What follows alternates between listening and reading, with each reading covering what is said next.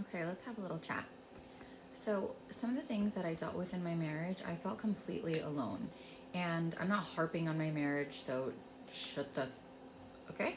Um, but does it take me years? Is it taking me years to get over? Yeah, it is. The way that I was treated by my in-laws and by my husband, ex-husband, was the worst. And I dealt with it internally and I kept it inside. I didn't tell my friends, I didn't tell my family, because at the end of the day, what's the point of telling people when they're just going to look at your spouse all kinds of wrong, right? So I kept it inside because I'm like, things will get better, things will change.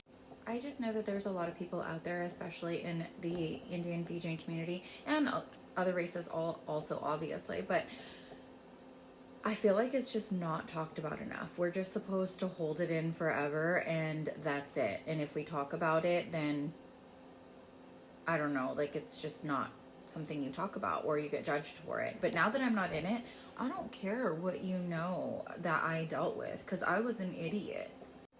As a Fijian girl, marrying into a Punjabi household, I was treated like trash every second of every day. Every second of every day. If guests came over, my mother-in-law would be like, hey, come downstairs and, make jai for them. And I'm like, okay. And my father-in-law, in front of everybody, would take the pot from me and go, she doesn't know how to make good jai. She's Fijian. So, I'll have mommy make it. He would call her mommy. And I'm like, what does who you are have to do with making tea? It's a tea or loose leaf tea, milk, sugar, spices if you prefer. Like, what's so hard about that? Why try to embarrass me like that? But luckily, there are really good people in this world that would look at me and be like, don't listen to him. And during my actual wedding, like me and my husband or ex-husband are getting married, and my father-in-law tells my mom, you're supposed to throw rice out the door, whatever. And as we're walking out, and he, in front of everybody, says that my mom doesn't know what she's doing because we're Fijian. Like, everybody does things differently. Even within the same communities, people do things differently. Like, why? And then at our reception, the eldest brother-in-law walks over to my girl cousins and is like, hey, do you want some champagne? And they're like, no, because they just weren't wanting to get down like that. So they're like, no, we're good. And we had an open bar, so it's not like they couldn't get drinks. They just didn't want to. So he is like holding it in their face and he's like, this is expensive. This is expensive champagne. And my cousins are like, oh, we don't want any. Why are you talking to my family as if we are so much beneath you? And my family didn't share any of this with me until we were in the middle of our divorce. They were like, we just didn't want you to feel bad, and we just didn't want you to think that we were talking, bad about who you were marrying, or, like hating on you or whatever, right? So my actual wedding. So in Punjabi Sikh weddings, you're supposed to gift the new daughter-in-law a bunch of clothes, right? They gave me 3 huge, like the kind you take internationally, suitcases full of beautiful Indian garments. Gorgeous, right? 3 months later, when we were going to go to a wedding, I asked my mother-in-law, hey, where are the clothes? I really wanted to wear something out of there. And she says, so she looks at me and goes, oh, we'll just buy something new because, you can buy something new because we don't want to, they had packed them away somewhere. We didn't want to unload them or, whatever the word I'm looking for, take them out. And I was like, oh, okay, sure, no problem. So I ended up not wearing something from there, but a few months later, we had another function to go to, and she picks out this beautiful black, outfit, whatever. And she's like, does it fit me well? Do you think I should wear it? And I was like, yeah, it looks really good on you. And she walks into my room and she's like, do you like it? And I was like, yeah, it's pretty. I think it's appropriate for the occasion.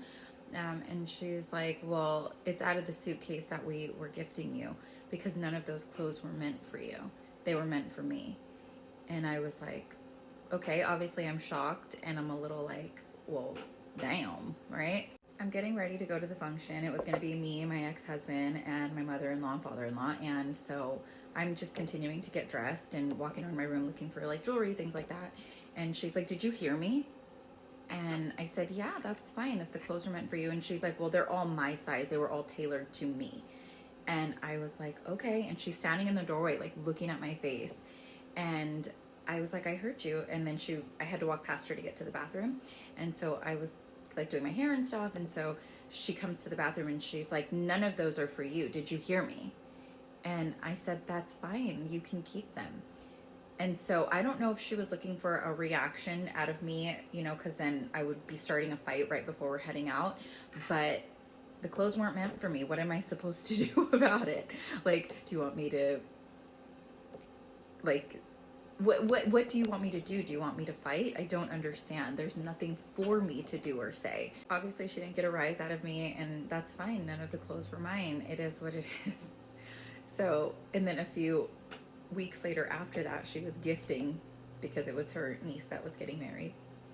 And she took out the suitcase that was meant for me, and she starts taking out to gift the niece all of these clothes. And I was like, wow, okay, like right in front of me. That's cool. So my husband was at the top of the stairs, husband at the time, ex-husband, was at the top of the stairs, and I look at him and I'm like, aren't these mine? And he's like, just leave it. And I was like, well, obviously, like, I'm not gonna start fighting. And like at that time I was working, I had my own money, like whatever, I'm not gonna cry over clothes. It's just funny because you guys are trying to get a rise out of me, and then as a man, like, why aren't you comforting me, or like not comforting me, but you know, like acknowledging. Anyways, I share these stories just because I feel like a lot of people deal with these little snarky things, and in the big scheme of things, is it a big deal? No. Is it hurtful? Yes. And does it do something to you psychologically to be treated like shit every single day? I think it does. And I think those are the things that I'm now working through. So if you get it, you get it. And if you don't, you don't.